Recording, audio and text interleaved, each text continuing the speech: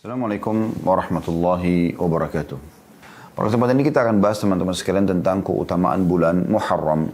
Dan mungkin ada yang bertanya-tanya, memang ada apa dengan bulan Muharram? Kenapa dikhususkan tema membahas bulan Muharram? Nah, ini pentingnya kita membahas teman-teman sekalian. Satu bulan ini adalah bulan yang luar biasa dan kita pada hari ini masuk di hari pertamanya. Dan selama sebulan ini Anda punya peluang sangat besar untuk mendapatkan pahala yang berlipat ganda. Dan kita akan mulai teman-teman sekalian dengan membaca firman Allah Subhanahu wa taala dalam surah At-Taubah ayat 36, surah nomor 9. Jadi ini awal pembukaannya.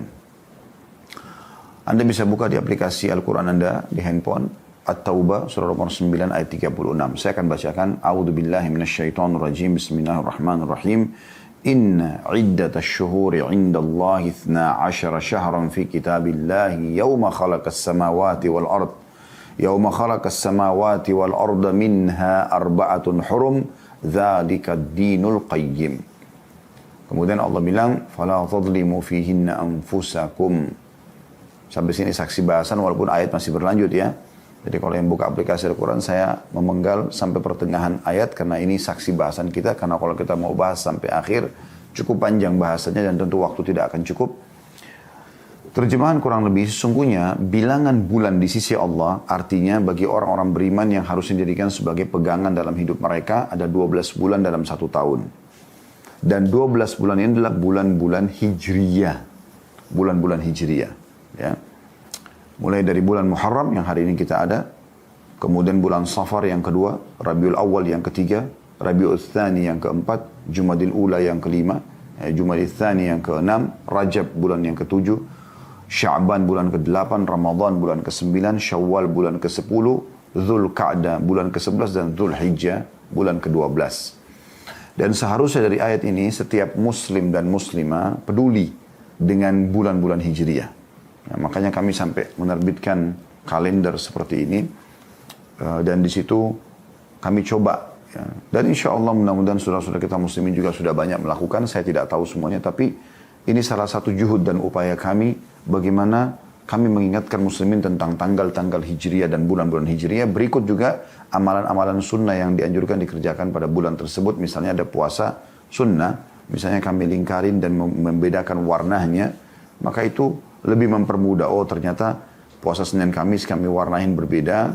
Kemudian puasa Ayyamul Bid juga begitu. Dan kalau ada puasa-puasa sunnah yang lainnya seperti puasa yang 9 Zulhijjah yang bulan lalu ya tepatnya. Kita berpuasa di hari Arafah yang sedang tidak haji dan sudah kita jelaskan juga tentang keutamaan bulan Zulhijjah pada bulan yang lalu. Alhamdulillah, semoga Allah ikhlaskan niat. Kemudian juga akan ada puasa pada bulan ini misalnya Tasu'a dan Asyura 9 dan 10 Muharram. Itu juga akan kita singgung insya Allah sebentar. Jadi ini semua ada peringatan-peringatan. Maka saya sarankan teman-teman beli kalender. Ya, bukan cuma sekedar tanggal Masehi. Karena memang tanggal Masehi digunakan oleh negara kita. Kita juga menerapkan itu karena kita butuh. Sekarang tanggal berapa Agustus misalnya kita butuh.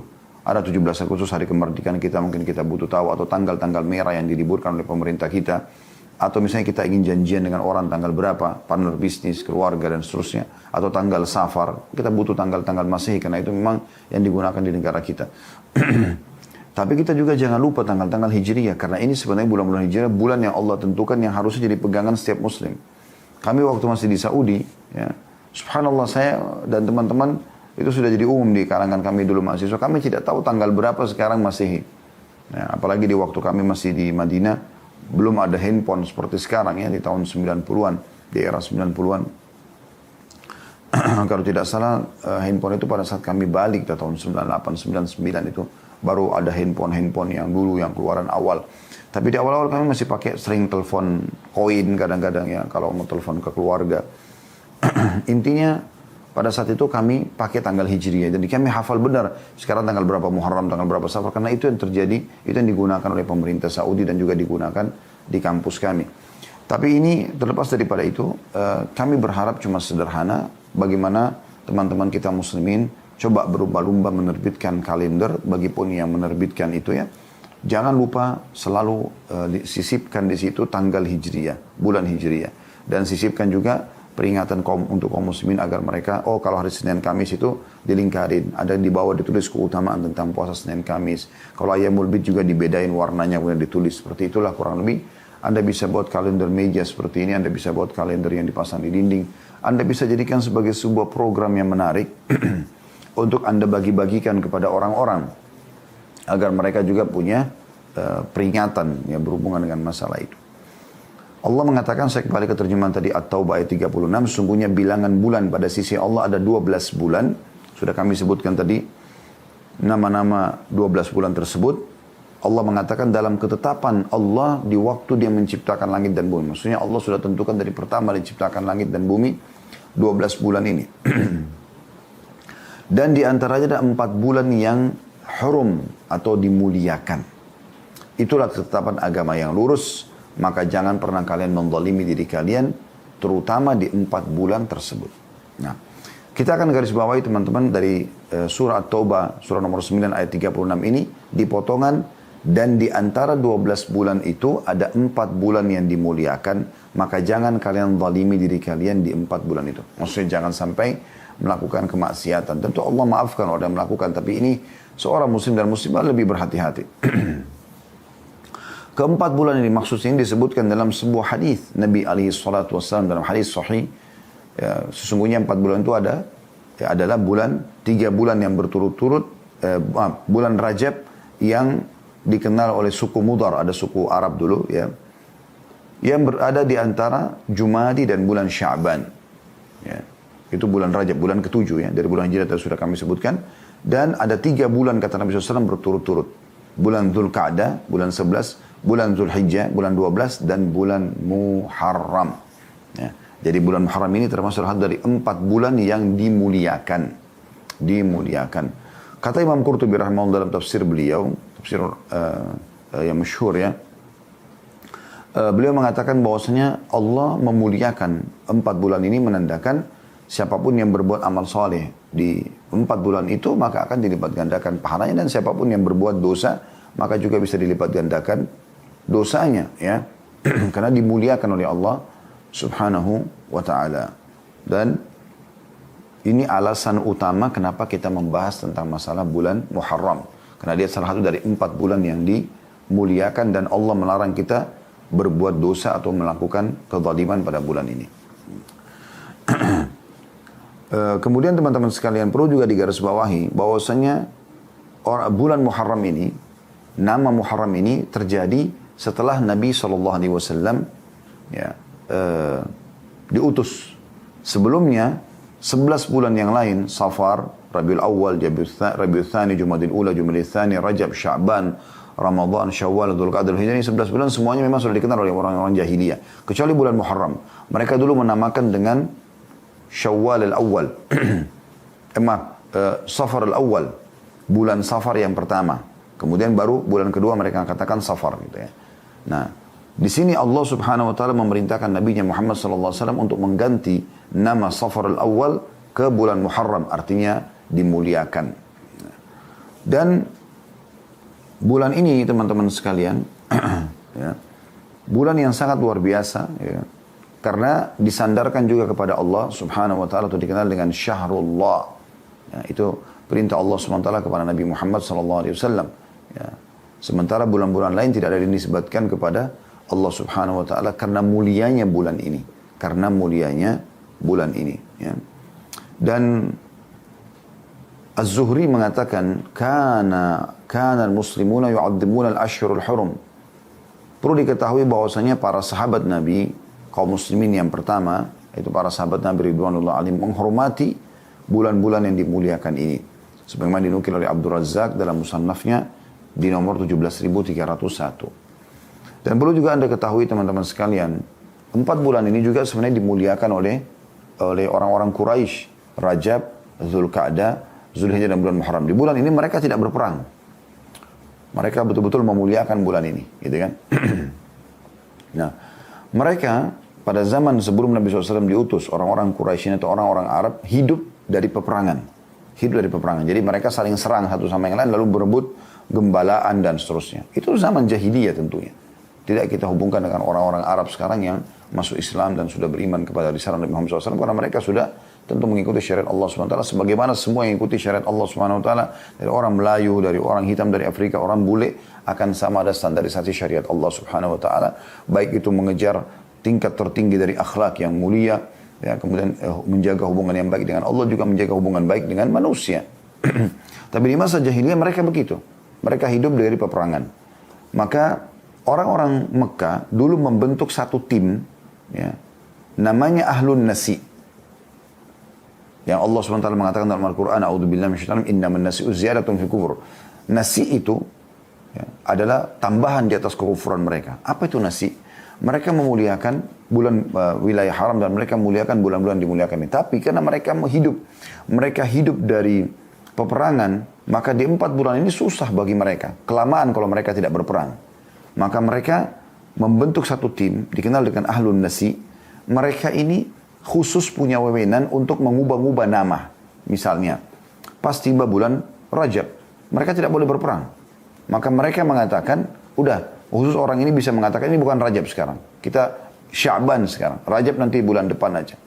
Dia ubah-ubah gitu. Atau dia mengganti-ganti nama. Jadi kacau susunan bulan-bulan Hijriyah ini. Kacau sekali pada saat itu. Ya. Misal bulan ini mereka mau perang. Pas bulan Zulqa'dah misalnya. Zulqa'dah bulan Muharram. Mereka ganti. Mereka balik. Zulqa'dah dimajukan di bulan Syawal. Syawal diundurkan. Jadi dikacaukan seperti itu. Sehingga mereka sudah tidak tahu lagi urutan yang sebenarnya. Urutan yang sebenarnya. Kemudian Nabi SAW kembali menata bulan-bulan tersebut. Hadis yang masyhur dalam masalah hadis Bukhari dan Muslim. Dinukil dari Abu Bakar radhiyallahu anhu bahwasanya Nabi SAW bersabda, ini pas di haji wada, ya. Haji perpisahan Nabi SAW dengan umatnya. Karena itu haji pertama dan haji terakhir Nabi SAW. Beliau mengatakan, Az-zamanu kalistadara kahayatihi yawma khalaqas samawati wal ard. Ya. Yawma khalaqallahu samawati wal ard. Sesungguhnya zaman sudah mulai berputar sebagaimana ketika Allah menciptakan langit dan bumi. Jadi mulai sekarang Nabi SAW tata lagi pada saat itu. Mana Muharram, mana Safar, mana Rabiul Awal, dan urutan yang benar. Sudah kembali lagi. Setelah dikacaukan oleh orang-orang Quraisy pada masa jahiliyah mereka. As-sanatu 12 syahran. Ketahuilah 1 tahun itu hitungannya 12 bulan. Minha arba'atun hurum. Ya. Minha arba'atun hurum. Di antaranya ada 4 bulan yang dimuliakan. Thalathatun, ya, mutawaliyatun Dhul Qa'dati wa Dhul Hijjati wa Muharram. 3 bulan yang berentetan, berurutan satu sama yang lain. Dhul Qa'dah, Dhul Hijjah dan bulan Muharram. Bulan 11, bulan 12 dan bulan 1. Ya. Wa Rajabun mudara alladhi baina Jumada wa Sya'ban. Dan bulan Rajab yang dikenal oleh suku Mudar yang terhimpit antara bulan Jumada dan bulan Sya'ban. Itu bulan ke-7 ya. Bulan Jumada di bulan yang ke-6 dan bulan Sya'ban bulan yang ke-8. Maka di sini Nabi SAW dalam hadis sahih ini mengembalikan urutan-urutan yang sudah dikacaukan oleh Ahlun Nasi tadi. Dan menghapus semua tradisi jahiliyah itu. Kemudian teman-teman sekalian, bulan ini, bulan Muharram ini, bulan dikenal dengan bulan Allah Subhanahu wa taala sebagaimana dalam hadis yang sahih riwayat Muslim dari Abu Hurairah radhiyallahu anhu bahwasanya Nabi sallallahu alaihi wasallam bersabda, "Afdhalus shiyami ba'da Ramadan syahrullahil Muharram." Ketahuilah bahwasanya sebaik-baik puasa setelah Ramadan adalah puasa di bulan Allah, bulan Muharram. Perhatikan Nabi SAW mengatakan bulan Allah. Dan Nabi SAW tidak pernah menyebutkan ini pada bulan-bulan lain. Tidak pernah Nabi SAW mengatakan Safar bulannya Allah. Ramadan pun tidak dikatakan bulannya Allah. Bulan ibadah iya. Bulan buat umat Islam iya. Tapi satu-satunya bulan yang dinisbatkan kepada Allah SWT adalah bulan Muharram. Ya. Imam Nawawi rahimahullah mengatakan, hadis ini menunjukkan bahwa Muharram adalah bulan yang paling mulia untuk melaksanakan puasa. Tentu di sini puasa sunnah ya. Sebutkan dalam syarah Sahih Muslim di 8 halaman 55. Artinya, kalau Anda mau cari puasa yang paling afdal sunnah, kayak Senin Kamis, kayak Ayyamul Bid, 3 hari setiap bulannya ya, atau nanti ada puasa Tasu'a dan Asyura akan kita singgung 9 dan 10 Muharram. Ini adalah puasa yang paling afdal. Atau Anda ingin puasa tatawwu namanya, tambahan. Misal Anda pulang habis sholat subuh pulang ke rumah hari Selasa misal. Kemudian Anda merasa sehat, Anda ingin dekatkan diri kepada Allah Subhanahu wa taala dengan cara berpuasa. Maka pada saat itu Anda mengatakan saya ingin puasa. Selama tidak ada yang membatalkan puasa tadi ya, selepas subuh. Anda belum makan, belum minum, belum berhubungan biologis suami istri misalnya. Maka Anda boleh puasa sebagaimana dalam sebuah riwayat yang sahih bahwasanya Nabi SAW pernah pulang ke rumah beliau. Walaupun tidak disebutkan harinya. Ya, tapi yang jelas ini bukan Senin dan Kamis. Karena hal Senin dan Kamis Nabi SAW sudah tidak bertanya lagi tentang makanan. Beliau bertanya kepada Ummul Mukminin Aisyah radhiyallahu anha, apakah kalian punya makanan? Kata Aisyah, tidak ada ya Rasulullah. Artinya hari ini tidak ada makanan di rumah. Kata Nabi SAW, kalau begitu hari ini aku puasa. Dan ini puasa sifatnya tatawu, tambahan. Ya, dan ini bisa Anda lakukan di bulan Muharram. Memperbanyak puasa di bulan Muharram. As-Suyuti berkata, rahimahullah, ya, dalam syarah Suyuti ala Sahih Muslim. Ya, jadi beliau juga pernah mensyarah Sahih Muslim. Di jilid 3 halaman 252, beliau mengatakan sementara bulan yang dinamakan Syahrullah, dinamakan bulan Allah, sementara bulan lain tidak mendapat gelar itu karena nama ini, bulan Muharram, nama Islami. Berbeda dengan bulan-bulan lainnya. Nama-nama bulan lain sudah dikenal di masa jahiliyah. Tadi saya sebutkan Safar, Rabiul Awwal, Rabiul Tsani, Jumadil Ula, Jumadil Tsani, Rajab, Sya'ban, Ramadan, Syawal, Zulqa'dah, Zulhijjah, mereka sudah kenalin. Muharram tidak. Orang-orang jahiliyah dulu menyebutkan bulan Muharram ini dengan Safar al-Awwal. Ya, Safar sebenarnya bulan kedua ya. Dan mereka mengatakan Safar yang pertama. Kemudian ketika Islam datang, Allah mengganti namanya dengan bulan Al-Muharram. Artinya termuliakan. Dan nama ini, ya, sehingga nama bulan ini Allah sandarkan kepada dirinya itu dikenal dengan Syahrullah. Juga nama bulan ini diberikan juga julukan ya, dengan Syahrullahil Asam. Artinya bulan Allah yang sunyi. Makna sunyi di sini artinya muliakan. Sunyi dari dosa. Ya, sunyi dari pelanggaran. Di bulan Muharram itu. Ya, ini jadi bulan-bulan yang kita muliakan. Ya. Kemudian di bulan Muharram ini ada hari yang lebih dispesialiskan lagi. Lebih dikhususkan lagi. Ya, lebih diistimewakan. Maaf, ini lebih tepat bahasanya. Lebih diistimewakan. Yaitu dikenal dengan 10 Muharram atau hari Asyura. Ini hari yang paling dimuliakan oleh manusia umumnya yang beriman kepada Allah. Orang-orang Yahudi memuliakan hari ini. Ya, mereka berpuasa di tanggal 10 Muharram. Walaupun pendapat yang paling sahih di antara ulama-ulama kita di zaman sekarang mengatakan Yahudi sudah tidak puasa lagi hari ini. Itu di zaman Nabi SAW. Ya. Nah, sekarang ini mereka sudah tidak puasa lagi dengan hari 10 Muharram ini. Yang jelas dalam riwayat Ibnu Abbas diceritakan, beliau pernah menyampaikan, Lamma qadimal madinata wajadahum yasumuna yauman. Ketika Nabi SAW tiba di Madinah, Nabi SAW mendapatkan Yahudi sedang berpuasa satu hari. Ya'ni Ashura. Tepatnya mereka puasa tanggal 10 Muharram. Faqalu hadha yaumun azim. Dan orang-orang Yahudi pada saat ditanya, kenapa kalian puasa? Mereka bilang ini adalah hari yang agung.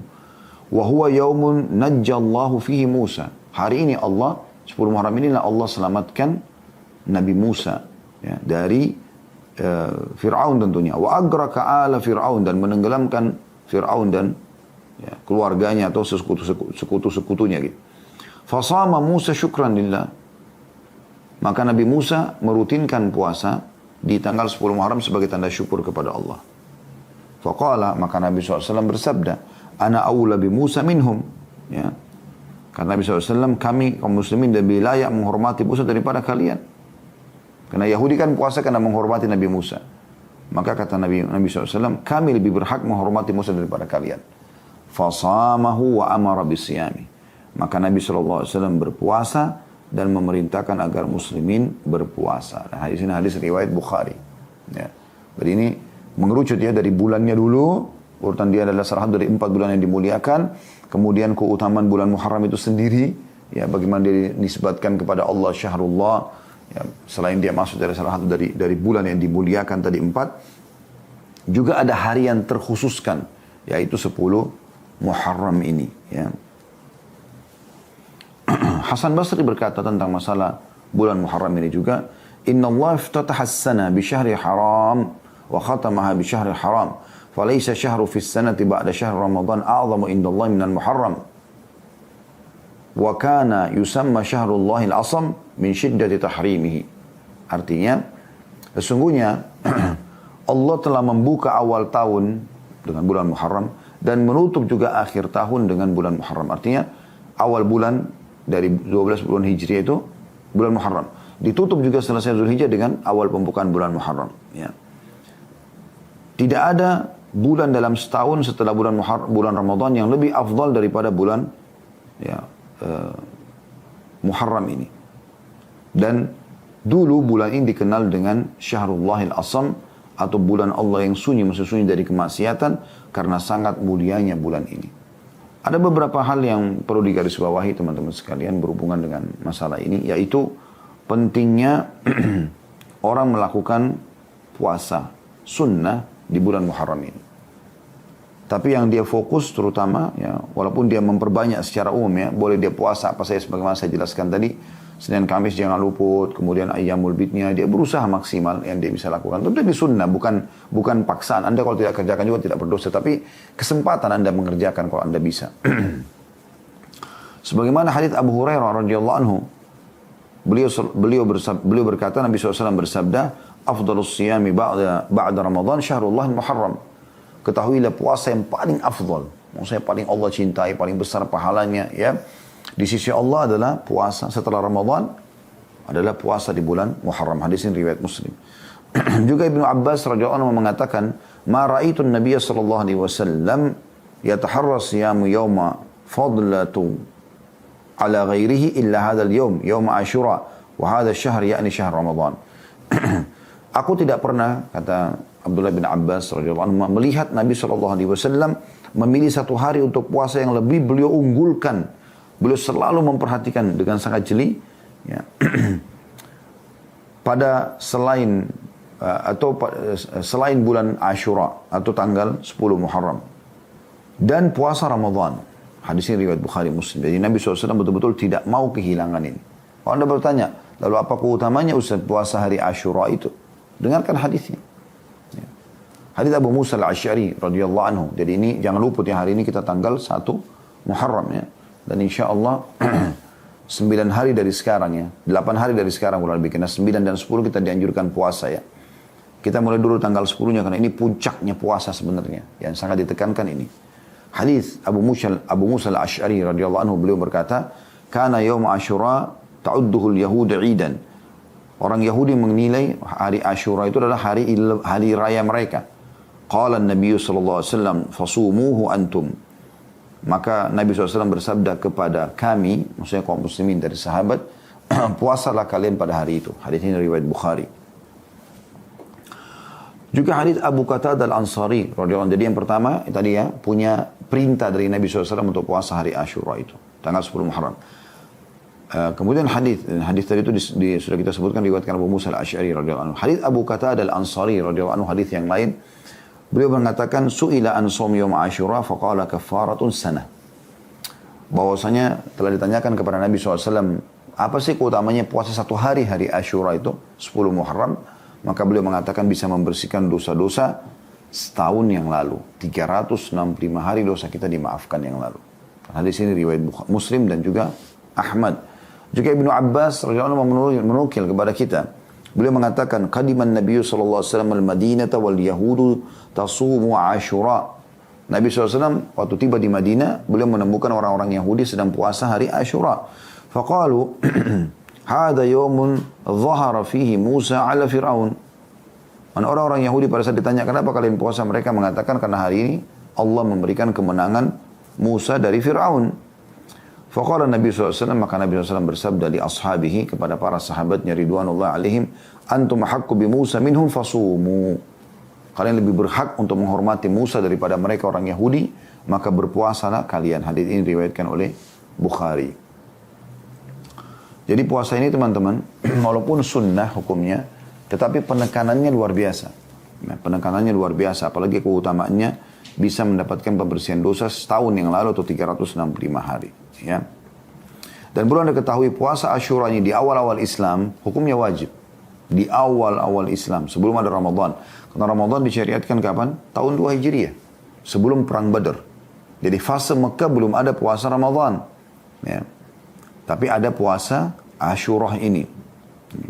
Disebutkan dari riwayat Rubayy binti Muawwidh radhiyallahu anha, beliau mengatakan, arsalan Nabi sallallahu alaihi wasallam ghadatu Asyura ila qural Ansar.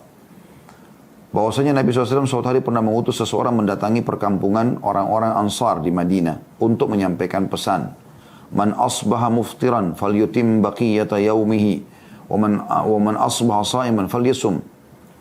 Barang siapa yang di pagi hari ini sudah makan, maka hendaklah dia tetap puasa sampai maghrib. Itu hari Asyura ya. Dan barang siapa yang sudah puasa, maka lanjutkan puasanya. Qalat, maka Rubayy berkata radhiyallahu anha, fakunna nasumu ba'd wa nasumu wa nusawwimu ya, sibyanana. Dan kami akhirnya menjaga semenjak peringatan Nabi SAW itu untuk puasa hari Asyura. Dan kami juga mengajak anak-anak kami untuk puasa. Sibyan ini anak-anak yang belum balik ya. Diajak juga puasa hari Asyura. Wa naj'al lahumul lu'ba minal ihin. Ya. Dan kami jadikan mainan buat mereka dari potongan-potongan kain ya. Fa idza baka ahaduhum 'ala at-ta'am a'tainahu dzaka hatta yakuna indal iftar. Dan kalau salah seorang antara mereka menangis, anak kecil kami biarkan mereka atau kami berikan mainan tersebut supaya dia tersibukkan sampai, begitulah terus sampai menjelang azan maghrib. Jadi mereka tidak buka puasakan anaknya ya. Mereka coba berusaha mengajak. Nah, hadis ini riwayat Bukhari Muslim. Dan ini teman-teman sekalian poin penting, karena saya sudah berapa kali mengingatkan ya, teman-teman sekalian, ini bukan menggurui tapi cuma mengingatkan saja. Coba ubah tradisi kita teman-teman yang selalu mengatakan ada puasa setengah hari. Nggak apa-apa nak, puasa setengah hari. Dari mana puasa setengah hari? Dari mana syariatnya? Belum pernah dinukil, tidak dari Nabi SAW dan juga dari para sahabat, mereka mengajarkan anak-anak kecil untuk puasa setengah hari. Bahkan riwayat Rubayy, ya, radhiyallahu anha ini, sahabat Nabi yang mulia ini, beliau mengatakan kami bahkan mengajak anak-anak kami puasa Asyura, itu puasa sunnah loh ya. Kemudian kami membuatkan mereka mainan. Kami membuatkan mereka mainan supaya mereka kalau nangis minta makan, kami berikan sibukkan dengan mainan tersebut sampai menjelang maghrib. Artinya anak-anaknya diusahakan agar puasa sampai menjelang maghrib. Setelah datangnya Ramadan tahun 2 Hijriah, maka hukumnya berubah menjadi sunnah. Ya, tadi itu sampai anak-anak pun diminta supaya berpuasa sampai azan, karena memang di awal Islam hukumnya wajib ya. Setelah datang Ramadan, maka puasa Asyura menjadi sunnah. Sebagaimana Aisyah Ummul Mukminin radhiyallahu anha berkata, "Kana yaum Asyura tasumuhu Quraisyun fil jahiliyah." Hari Asyura ini termasuk hari yang dipuasai oleh orang-orang Quraisy di masa jahiliyah. Falamma qadima al-Madinah tasamahu wa amara bisiyami. Waktu Nabi SAW masuk ke Madinah, maka beliau melaksanakan puasa Asyura dan memerintahkan sahabat untuk berpuasa. Falamma farada Ramadan taraka yaum Asyura. وَمَنْ شَاءَ صَامَهُ وَمَنْ شَاءَ تَرَكَهُ. Pada saat Ramadan disyariatkan, maka Nabi SAW tidak lagi mewajibkan dan beliau memberikan kelowongan, siapa yang mau berpuasa silakan Asyura dan siapa yang tidak mau berpuasa juga silakan. Hadis ini riwayat Bukhari Muslim. Artinya teman-teman sekalian, di awal Islam dia wajib, tapi kemudian menjadi sunnah setelah Ramadan datang. Ya. Jadi kita bisa bayangkan tadinya ini puasa sunnah ini wajib. Beda dengan Senin Kamis, beda dengan Ayyamul Bid yang tidak pernah wajib dia sebelumnya. Puasa hari Arafah, tidak ada kewajiban. Tapi puasa hari Asyura awalnya wajib. Nanti setelah datang Ramadan, selama sebulan baru puasa Asyura yang sehari ini menjadi sunnah. Artinya sangat luar biasa kedudukannya. Hanya saja teman-teman sekalian, kita sangat dianjurkan oleh Nabi SAW, selain menjaga puasa Asyura, mengikutkan Asyura dari kata-kata Asyara yang berarti 10 ya. Kita dianjurkan juga menambah dengan puasa Tasu'a atau puasa tanggal 9-nya. Beranjak daripada hadis Ibnu Abbas radhiyallahu anhuma, beliau menceritakan hina shama Rasulullah sallallahu alaihi wasallam yaum Asyura wa amara bisiyami, pada saat Nabi sallallahu alaihi wasallam melaksanakan puasa Asyura dan memerintahkan sahabat untuk melaksanakannya, qalu ya Rasulullah innahu yaumun ta'dhumuhu al-yahud wan nasara. Wahai utusan Allah, hari ini yang kita sedang Anda suruh puasa ini, hari yang diagung-agungkan oleh orang Yahudi dan orang Nasrani. Sementara mereka tidak sejalan dengan kita. Faqala Rasulullah SAW, maka Nabi SAW bersabda, dan pada saat itu pas hari Ashura. Orang-orang lagi puasa, Nabi juga lagi puasa SAW. Ya. Maka beliau mengatakan, فَإِذَا كَانَ الْعَامَ الْمُقْبِلِ إِنْشَاءَ sumna al-yawm at-tasi'. Kalau begitu nanti kalau kita masih hidup tahun depan, ya, kita akan ikutkan puasa ini, 10 ini dengan puasa 9 dengan izin Allah. Qala falam ya'til 'amul muqbil hatta tufi Rasulullah sallallahu alaihi wasallam. Hanya saja pada saat sebelum tiba Muharram tahun depan, wafatlah Nabi sallallahu alaihi wa ala alihi wa sahbihi wasallam. Ini hadis diriwayatkan oleh Imam Bukhari. Ada sebagian orang yang mengatakan puasa juga tanggal 11-nya. Ya. Ini perlu diluruskan dulu, ya, perlu dijelaskan supaya lebih jelas ke depannya, ya. Sebagian ulama berpendapat dianjurkan puasa tanggal 11 Muharram setelah puasa Ashura. Pendapat ini berdasarkan hadis yang diriwayatkan Ahmad dan Al-Bazzar. Ini dasarnya dulu, ya. Kenapa mereka mengatakan ada puasa tanggal 11 juga? Kan kalau 9-10 sudah jelas dalilnya tadi. Hadis-hadis yang sahih riwayat Bukhari dan Muslim. Kalau ini puasa tanggal 11-nya. Belanjang daripada hadis, ya, yang mereka anggap hadis ini, ya, berbunyi sumu yawma Ashura wa khalifu fihi al-yahud wa sumu qablahu yawman aw ba'dahu yawman. Puasalah hari Ashura dan jangan sama dengan puasanya orang Yahudi. Puasalah sehari sebelumnya atau sehari setelahnya. Hadis ini dihasankan oleh Syekh Ahmad Syakir. Hadis ini juga dikuatkan dengan hadis lain diriwayatkan oleh Baihaqi dalam Sunan Al-Kubra, sumu qablahu yawman wa ba'dahu yawman. Puasalah sehari sebelumnya dan sehari sesudahnya. Ya. Dengan menggunakan kata waw. Ya. Di sini artinya dan, ya. Seakan-akan puasalah sehari sebelumnya 9 bulan Ashura, kemudian dan lanjutkan 10-nya gitu, ya. Al-Hafidh Ibn Hajar punya penjelasan yang bagus berhubungan dengan masalah hadis ini. Beliau mengatakan hadis ini diriwayatkan Ahmad dan dan Al-Baihaqi dengan sanad yang dhaif, yang lemah.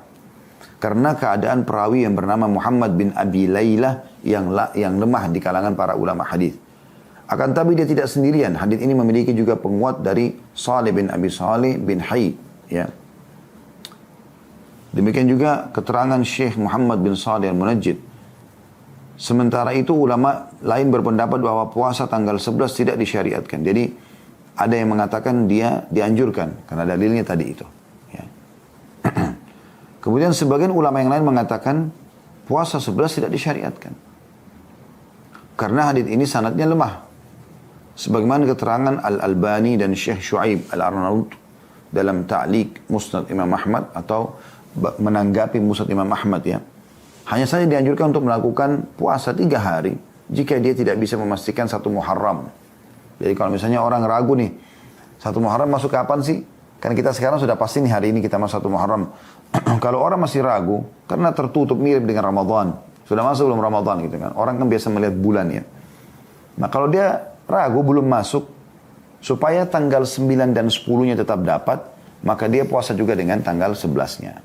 Nah itu Imam Ahmad katakan, ya, yang memang menukir riwayat ini, ya. Karena beliau meriwayatkan hadis tentang puasalah sehari dan sebelumnya, sebelum Ashura maksudnya, dan puasa sehari sesudahnya. Kata beliau, jika awal bulan Muharram tidak jelas, maka sebaiknya puasa 3 hari, 9, 10, dan 11-nya, supaya kena semuanya gitu. Ibnu Sirin menjelaskan, beliau mempraktikkan hal itu agar lebih yakin untuk mendapatkan, ya.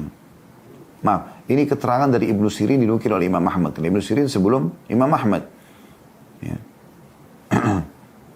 Kemudian Imam Ahmad mengatakan beliau mempraktekkan, maksudnya Ibnu Sirin, hal itu agar lebih yakin untuk mendapatkan puasa 9 dan 10.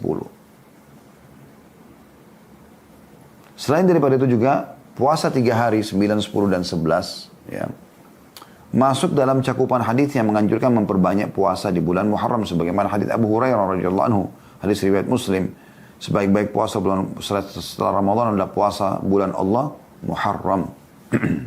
Ya, bulan Muharram. Jadi kalau ada orang yang ragu, Muharram sudah masuk belum sih tanggal 1-nya? Nah dia ragu. Keraguan dia ini teman-teman sekalian, boleh dia lakukan puasa 3 hari. Anjurannya, karena ini sunnah semua. Anda kerjakan juga Tidak ada masalah, Anda tidak kerjakan juga tidak ada masalah. Ya. Tetapi yang sedang dibahas ini adalah tingkatan hadis yang dikhilafi oleh para ulama atau ulama berikhtilaf tentang masalah hadis ini bisa diterima atau tidak. Tentang puasa sehari sebelumnya atau puasa sesudahnya. Tapi yang paling bijak di sini adalah kita ikut pendapat Imam Ahmad rahimahullah di mana beliau menukil hadis ini. Karena itu diriwayatkan Ahmad dengan Al-Bazzar kan hadisnya.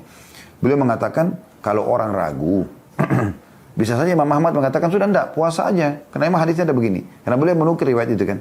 Dan beliau mengatakan bagi orang yang ragu satu Muharram sudah masuk atau belum, maka sebaiknya dia puasa 9, 10 dan 11 agar ya dia bisa memastikan 9, 10 dia dapatkan.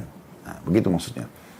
Ya, tapi kalau ada pun orang mau puasa 3 hari ini, walaupun dia sudah tahu pasti tanggal 1 Muharram sudah masuk, kita sekarang sudah tahu pasti, maka itu boleh saja, karena ini puasa sunnah. Dan dia masuk dalam keumuman dalil hadis yang menganjurkan agar memperbanyak puasa di bulan Muharram. Seperti itu kurang lebih gambaran yang disampaikan.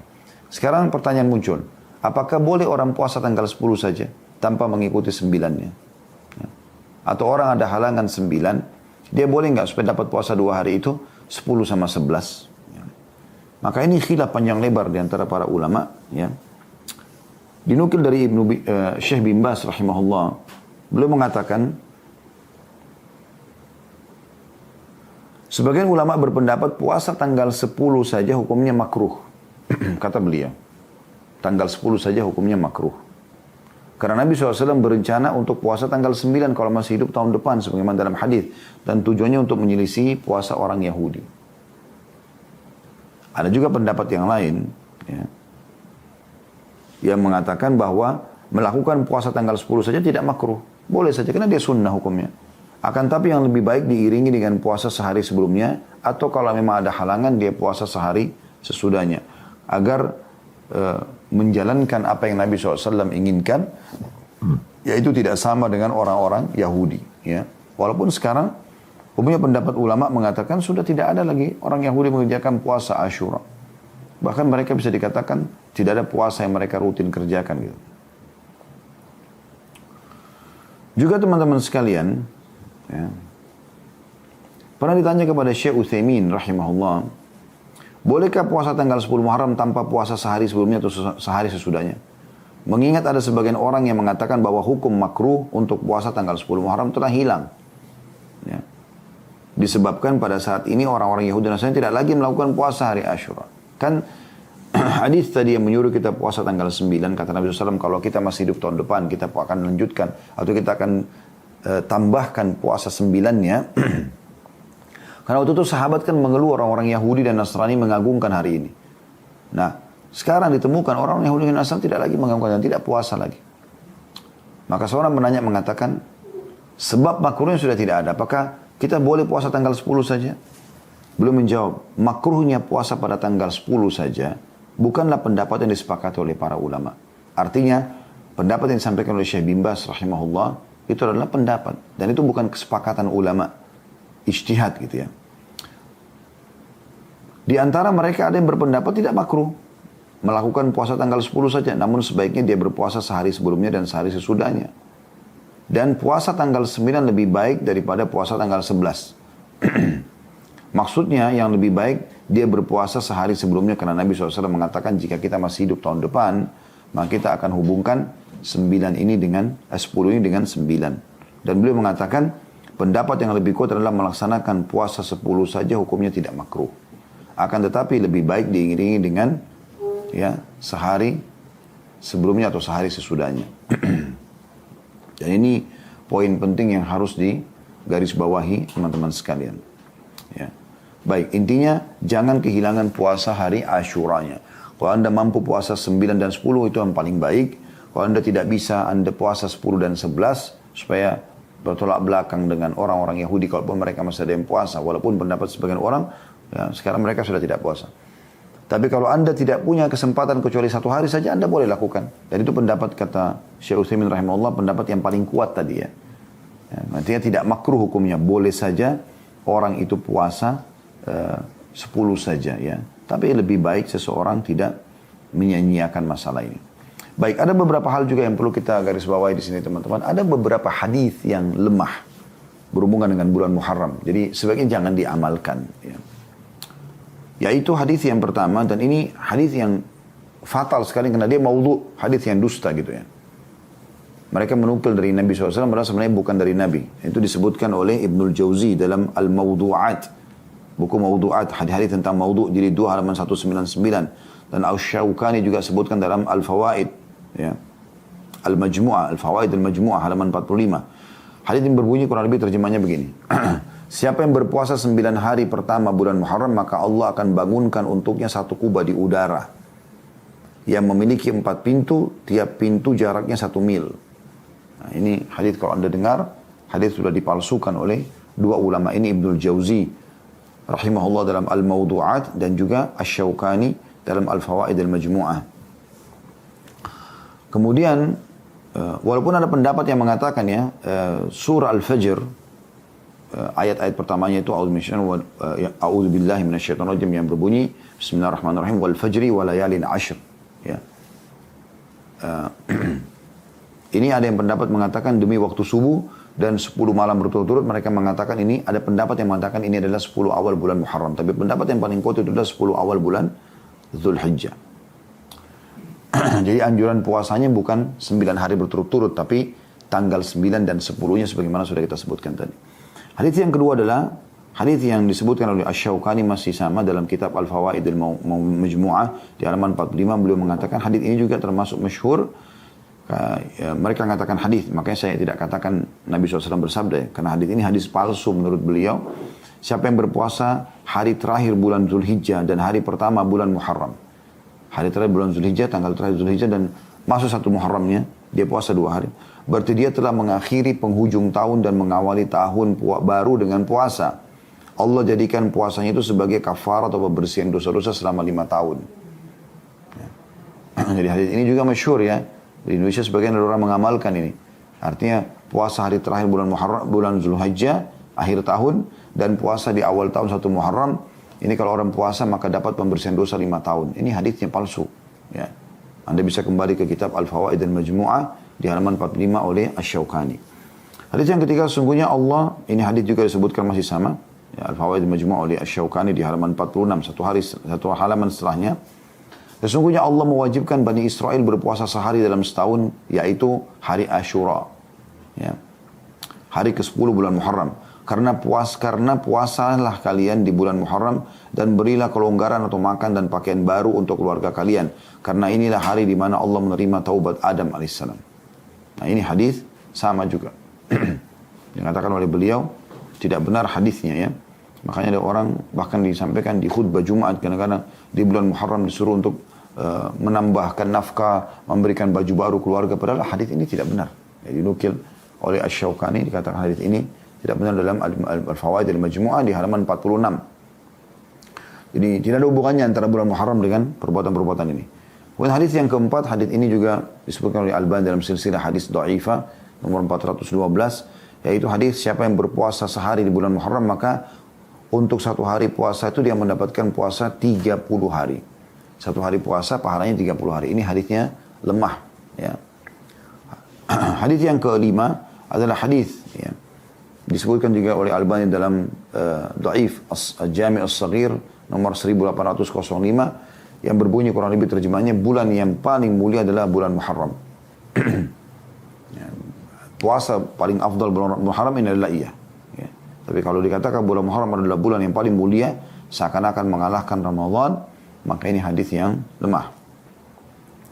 Yang keenam adalah hadis yang disebutkan juga oleh Al-Albani dalam Dhaif Al-Jami' As-Saghir nomor 7069, yaitu hadis yang berbunyi Adam pemimpin umat manusia adalah Adam, pemimpin bangsa Arab adalah Muhammad, pemimpin bangsa Romawi Suhaib Ar-Rumi, ini nama sahabat Nabi ya, pemimpin bangsa Persia Salman Al-Farisi, pemimpin bangsa Habasya Bilal bin Rabah, pemimpin gunung adalah gunung Sina, pemimpin pohon adalah Bidara, pemimpin bulan adalah Muharram, dan pemimpin hari adalah Jumat.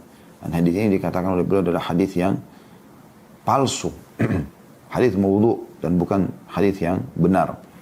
Oleh karena itu teman-teman harus hati-hati, jangan sampai kita melakukan hal-hal yang keliru dalam masalah ini. Poin terakhir teman-teman sekalian sebelum kita buka pertanyaan, berhubungan dengan masalah beberapa hal-hal yang keliru yang dikerjakan oleh sebagian muslimin di bulan Muharram ini. Yang pertama, mereka menganggap bulan Muharram bulan yang sial.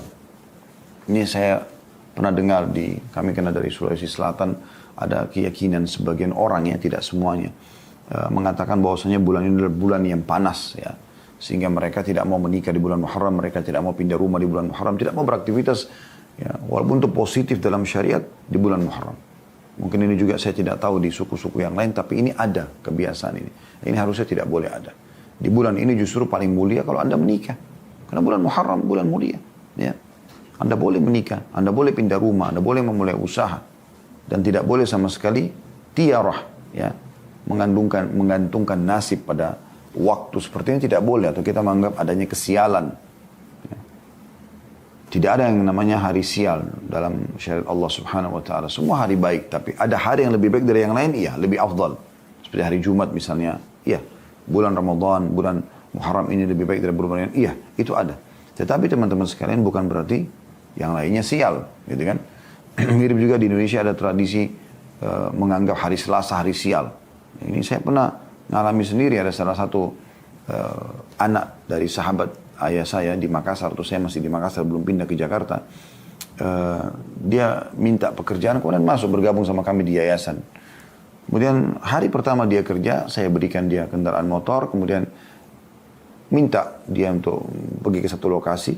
Subhanallah dia lama sekali nggak balik. Setelah dia balik, ternyata dia luka-luka gitu. Terus dia ceritakan kalau dia jatuh tabrakan dan ada orang yang dia tabrak itu ikut bersama dia ke klinik orang tua kami. Akhirnya kita obatin dan selesai. Pada saat sementara diobatin orang tersebut, ya kita coba berikan juga ganti rugi terhadap motor dia karena kesalahan memang dari pihak teman kita ini. Sempat ada beberapa orang suster di klinik orang tua kami berbicara dari jauh. Saya sempat dengar gitu. Saya duduk di tempat yang cukup jauh, tapi saya dengar mereka mengatakan itu kan karena hari Selasa. Ya. Maka saya sempat pada saat itu bertanya dari jarak jauh. Saya bilang, memang ada apa dengan hari Selasa? Maka mereka mengatakan, apa Ustaz tidak tahu? Hari Selasa kan hari sial. Ya. Subhanallah. Ini tidak boleh. Kata Nabi SAW, Allah berfirman dalam hadis qudsi, la tasubud dahar. Fa'idid dahar. Jangan pernah kalian menghina waktu itu karena atau menyalahkan atau menganggapnya sial. Karena aku penciptanya, kata Allah SWT. Maka pada saat itu saya jelaskan. Dan ternyata itu menjadi sebuah kayak tradisi. Jadi kalau terjadi suatu hari Selasa, mereka gantungkan, oh berarti karena Selasanya. Ini nggak boleh, dalam Islam tidak boleh. Ini tradisi jahiliyah yang tidak boleh ada sama sekali. Ya.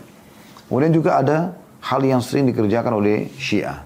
Orang-orang Syiah, terutama Rafidah. Mereka menganggap karena Husain radhiyallahu anhu terbunuh di Karbala di tanggal 10 Muharram, maka mereka pada hari itu keluar, kemudian mereka menunjukkan kesedihannya ya.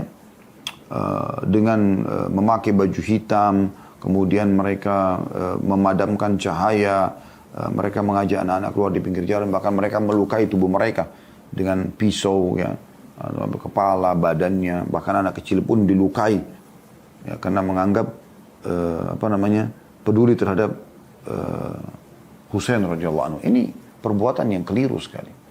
Belum pernah dinukil satupun dari para sahabat Nabi Ridwanul Alim yang masih hidup di masa itu ya. Ada Abdullah bin Umar, ada Abdullah bin Abbas, banyak. Ada Jabir bin Abdullah, ada Usama bin Zaid dan yang lainnya.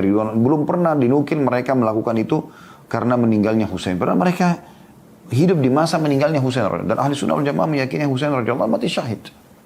Tapi bukan berarti kita bersedih, berlebihan akhirnya sampai membuat ya kita malah menyakiti diri kita, melukai. Tidak boleh. Allah SWT mengatakan, ya, wala taqtulu anfusakum, jangan kalian bunuh diri kalian. Inna Allah kana bikum rahimah. Allah sangat sayang dengan kalian. Kenapa harus dibunuh diri kita? Kenapa harus sakitin? Bahkan kalau anda lihat cuplikannya di YouTube itu luar biasa gitu. Sampai mereka menaruh beling-beling, mereka guling-guling di situ berdarah-darah. Ini semua tidak pernah menyakiti diri. Nggak boleh sama sekali. Kita yakin sebagai seorang Muslim, Husain mati syahid radhiyallahu anhu. Dan Allah memilih beliau untuk mati syahid pada saat itu. Kuasa Allah Subhanahu wa ta'ala. Kalau Allah ingin terjadi. Sebagaimana Umar bin Khattab juga terbunuh dengan Abu Lu'lu' Al-Majusi. Dan seterusnya. Ya. Jadi jangan sampai ada yang ikut-ikutan dengan masalah seperti ini. Ini acara ritual mereka dan tidak boleh ahli sunnah ikut dalam masalah ini. Ini terlalu berlebihan. Akhirnya membuat jadi masalah ini. Ya. Kemudian ada kelompok yang lain juga justru gembira. Karena bertolak belakang dengan Syiah. Mereka menganggap harus bertolak belakang dengan Syiah, maka kita bergembira justru di tanggal 10 Muharram, bukan niatnya karena adalah bulan Muharram, bulan yang mulia, bukan karena itu. Kan kalau kita gembira sepanjang tahun atau sepanjang bulan Muharram, dan juga kita muliakan yang tanggal 10-nya dengan berpuasa, kan gitu. Itu yang Nabi SAW perintahkan. Bukan gembira karena orang Syiah malah sedih. Nah ini keliru juga ini. Ya. Syekh Islam Ibn Taimiyah rahimahullah berkata, dulu di Kufah terdapat kelompok Syiah yang mengkultuskan Husain. Maksudnya berlebih-lebihan. Ya. Pemimpin mereka adalah Al-Mukhtar bin Ubaid Al-Thaqafi, Al-Kadzab, dikenal julukannya Al-Kadzab, pendusta orang ini. Ada juga kelompok An-Nasaibah, ya, atau penentang, yang membenci Ali bin Abi Thalib dan keturunannya. Ini juga ngawur gini. Ya. Salah satu pemimpin kelompok mereka adalah Al-Hajjaj bin Yusuf Al-Thaqafi. Maka ini dua-duanya ada. Ya, kata beliau si pendusta adalah Mukhtar bin Ubaid. Ya. Sedangkan si perusak adalah Hajjaj bin Yusuf Al-Thaqafi. Dua-duanya salah ini dalam pemahaman mereka. Orang Syiah menampakkan kesedihan di hari Ashura, sementara orang Khawarij menampakkan kegembiraan. Bid'ah, gembira berasal dari manusia, pengekor kebatilan mereka. Ya, nggak boleh ini. Dan ini hanya ijtihad dari kedua pemimpin tadi yang sudah kita sebutkan. Ya. Dan semua ini perbuatan yang tidak pernah dinukil dari kaum salaf. Tidak ada seorang pun ulama besar dari 4 mazhab menganjurkan untuk mengikuti salah satunya. Demikian pula tidak ada dalil syariah yang menganjurkan melakukan hal tersebut. Dinukil dari kitab Minhajus Sunnah An-Nabawi, Minhajus Sunnah Nabawi, jilid 4 halaman 455. Jadi ini juga perlu digarisbawahi dan jangan sampai kita terjerumus dalam masalah seperti ini. Juga ada dinukil di Indonesia tidak asing bulan Muharram, bulan santunan buat anak yatim. Ya. Karena dikatakan ada hadis ya dari kitab Tanbihul Ghafilin, man massaha yadahu ala ra'si yatim yawma Ashura rafa'allahu ta'ala bi kulli sya'ratin darajah. Siapa yang mengusap tangannya pada kepala anak yatim di hari Ashura atau tanggal 10 Muharram, maka Allah akan mengangkat derajatnya dengan setiap helai rambut yang diusap 1 derajat. Hadis ini menjadi motivator utamanya ya, sehingga mereka berlomba-lomba untuk menyantuni anak yatim di tanggal 10 Muharram. Dan ini teman-teman sekalian, hadis ini statusnya adalah hadis maudhu. Kalau Anda kembali kepada pendapat para ulama ya. Dari jalur sanadnya terdapat seseorang perawi bernama Habib bin Abi Habib. Habib bin Abi Habib, Abu Muhammad, para ulama hadis menyatakan bahwa perawi ini matruk, ditinggalkan. Ya, kalau sudah matruk nggak diterima lagi hadisnya. Dan komentar-komentar ulama besar tentang Habib bin Abi Habib ini sangat jelas, seperti Imam Ahmad mengatakan Habib bin Abi Habib pernah berdusta. Ibnu Adi mengatakan Habib pernah memalsukan hadis dalam kitab Al-Mawdu'at. Az-Zahabi mengatakan, Imam Zahabi yang masyhur ya, tertuduh berdusta. Ini bahasa-bahasa ini berarti sudah jelas tidak diterima hadisnya. Para ulama menyimpulkan bahwa hadis ini adalah hadis palsu. Abu Hatim mengatakan hadis ini adalah hadis batil, tidak ada asalnya. Dia menukil dari kitab Al-Mawdu'at ya. Jadi jelas sekali tidak ada khususnya mensponsori yatim di 10 Muharram, tapi anjuran untuk berbuat kepada anak yatim ada sepanjang tahun. Hadis yang sangat masyhur kata Nabi SAW, ana wa kafirul yatim kahataini fil jannah wa asyara bis sababati wal wusta ya, wa farraqa bainahuma qalila. Ya, artinya aku dan sponsor anak yatim seperti ini ya.